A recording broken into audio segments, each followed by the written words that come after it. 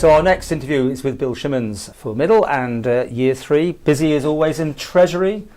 They're cutting the thrust, but there's more money than ever flowing into the coffers. You must have had a lovely year. Well, I think Treasury's worked very well this year. I think we've got a very good team, and certainly we've seen some good results, not just in terms of the increased income, but also in terms of some of the progress we've made in other areas, in terms of increases in child benefit, in terms of increases in personal tax allowance, but also some reforms that we managed to bring in over the year. So I was pleased. Last year I piloted the Dormant Assets Bill and also the Credit Unions Bill, both of which have been long-mooted changes which Treasury's brought forward, and I was pleased and proud to be involved in that. We talked about that last year, obviously, that you were hoping to get it done, so it all went to time. You're one of the few people that said that they got the timetable in order. Yeah, so yeah, I think Treasury is working well. But of course that money may not be there next year, the extra stuff, isn't it? I mean, you've got a budget all the time. Yeah, if you look at our economy, and it's interesting, so Moody's have just completed their credit review on the island, and it's confirmed our strong status at AA2, and they make some very complimentary comments about our economy, but there are some risks out there. Clearly Brexit and the other external pressures are a risk. Moody's also highlight the skills shortage, which is a risk, and also we've got the public sector pension deficit, which is something I've been concerned about as well. So yes, while things are going reasonably well, it's not uniform across the board, because some people are doing very well, other people, perhaps some small businesses, are not doing so well, which we're looking at, but generally we should be proud of the strong performance that we've had in Treasury. And the Moody's rating did come down over the years, but we have to stay no lower or higher, I suppose, than the United Kingdom. Well, we cannot be any higher than the UK. So we don't have our own currency or our central banks. So it was a very positive report, a very balanced report as well. It does highlight some risks, but also, as I say, confirms our strength. You enjoying being in Treasury then?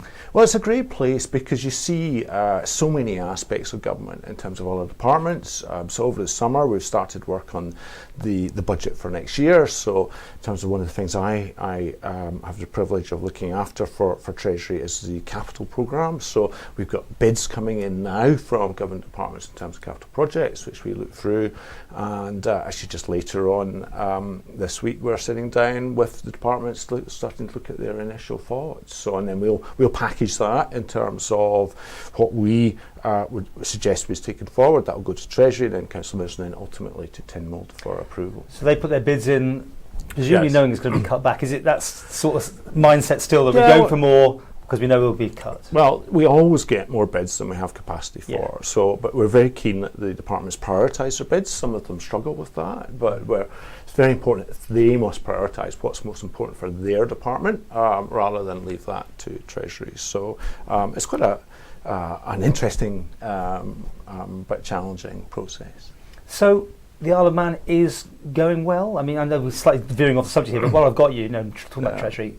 Yeah, you're kind of feel good factor. Yeah, so if you looked at the Treasury receipts, you would say things are going well. If you look at our very low levels of unemployment, that would be a very positive indicator that many places in Europe would be very keen to have. It does create some other challenges. So overall, things going well, but it's that's a general summary. You know, it's obviously a much more complicated picture as you look across the sectors. Let's go back to you then, and cycling and all that sort of stuff is very much your cup of tea, isn't it? You've had success with that.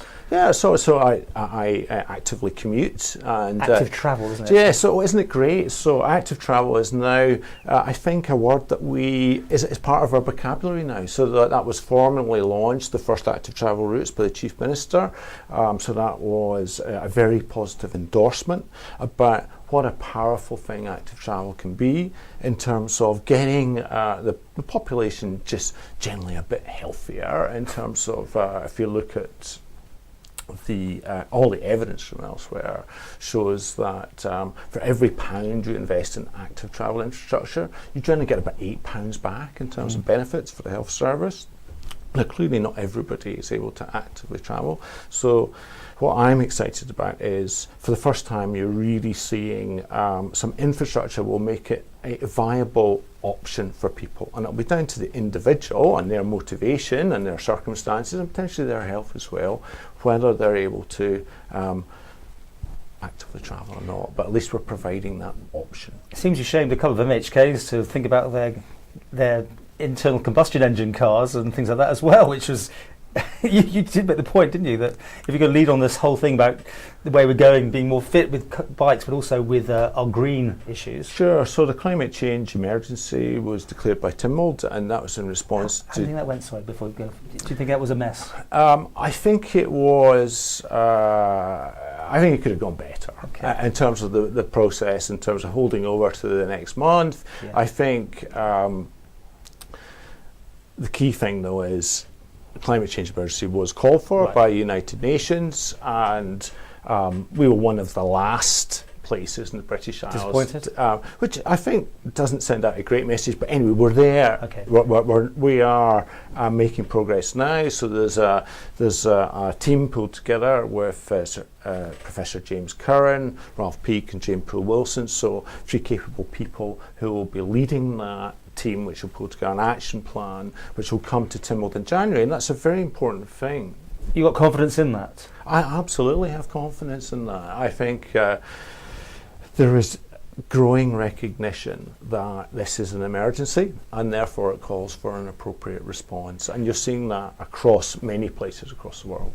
Going to question time, and Tim, I see your frustration on your face when you put questions maybe to Mr. Harmer and Mr. Boots sometimes on things that don't necessarily play as forthright as you'd like them to be on certain issues. Would you agree on that? Well, I think I've certainly asked a number of questions about what I consider to be important issues, and we met at the Quarter Bridge that very cold morning in January, where you could pollution levels were high, weren't they? Pollution levels were very high. You didn't need to have sophisticated monitoring to realise that we had a problem down there. I didn't feel good after that. No, and you could see it and you could smell it and you could feel it. So yes, it is frustrating that we still haven't seen any real tangible progress on air quality monitoring. Although what is good is that individuals, so myself and other politicians, clubbed together to conduct our own testing, but also now you're seeing private companies conduct their own testing because they're concerned about it. And actually there's a private company here